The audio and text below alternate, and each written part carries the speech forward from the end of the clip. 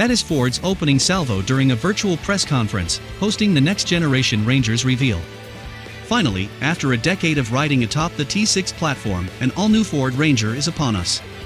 Nothing could ever go wrong, except that the new generation truck actually uses the same T6 platform, albeit now on its third iteration. While that information could already spoil the Ranger's arrival even before its official birth, it shouldn't. Because just like Toyota's IMV platform, Hilux, Fortuner, and Innova, that has been around since 2004, why replace something that doesn't need fixing? So much so that the T6 platform has been widely used by Ford for its models, including the rebirth of the Bronco nameplate.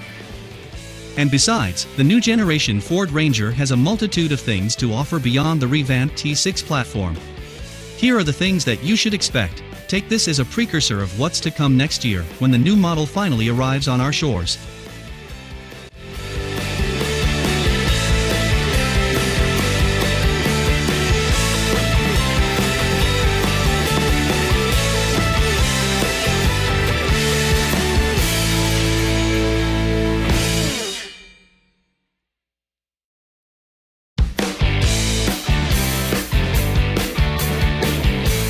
New engine option, and besides, the new generation Ford Ranger has a multitude of things to offer beyond the revamped T6 platform. Here are the things that you should expect. Take this as a precursor of what's to come next year, when the new model finally arrives on our shores.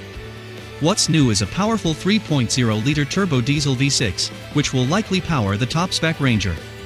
It will most likely power the Ranger Raptor as well, but this is more of a speculation than a confirmation, as Ford wasn't keen on sharing stiff details for upcoming models. Transmission options are 6-speed manual or auto, and a 10-speed automatic transmission.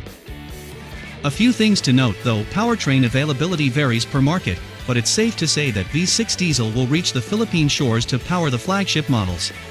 Moreover, power figures were not disclosed just yet. Ford will share more specific details at each corresponding market's launch.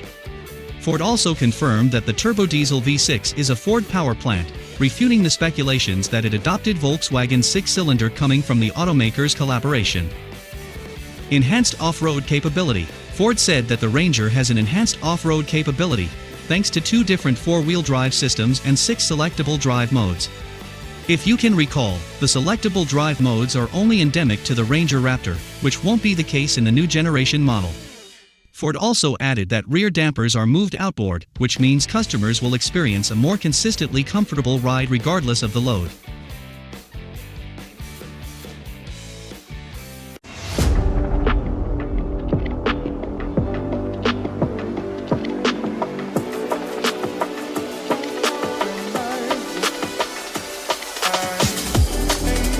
Revamped exterior. Ford went on to explain every detail of the exterior design, but one thing's for sure: the new Ford Ranger still looks imposing and authoritative. Not surprising though, as that has always been the mid-size truck's appeal, especially for Filipino buyers. What's notable is the addition of C-clamp DRLs and the mesh design for the Wild Track. While that design execution reminds me of the new Maverick compact pickup for the US market, it actually works better with the bigger Ranger, frankly, because the proportions are better. At the rear, the Ranger wordmark is proudly stamped on the tailgate, but the previous block-type taillights have been replaced by LEDs with more character than ever.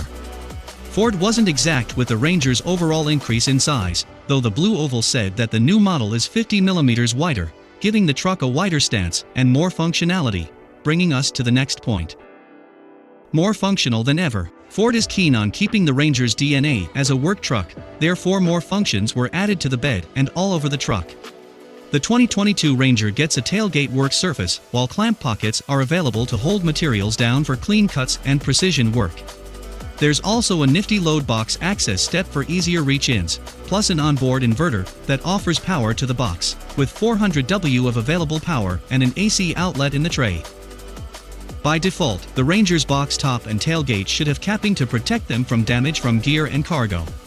The bed liner has molded slots to fit dividers to customize the load box.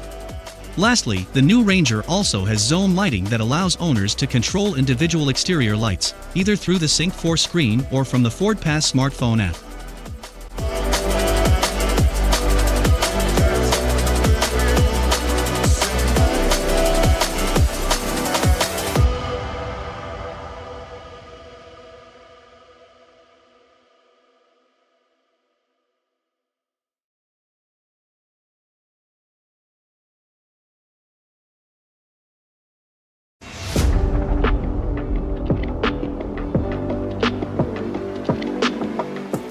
Redesigned Interior.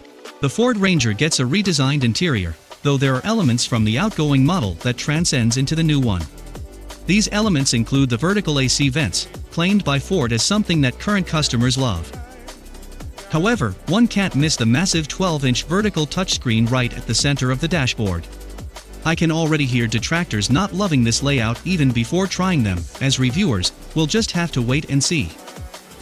Then again, Ford said that it has a high-resolution display, and it allows for split-screen viewing, hosting the new 360-degree camera, a feature that's becoming apparent in many new cars these days. And oh, there's wireless charging and over-the-air updates, as well, again, two things that keep the Ranger up to the times. For the driver, a new customizable digital instrument panel is available, claimed to have impressive graphics and animations. It also displays off-roading information and turn-by-turn navigation.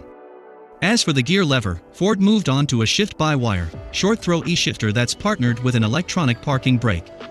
I have yet to see if that's paired up with auto brake hold, but I do wish it does in the production model.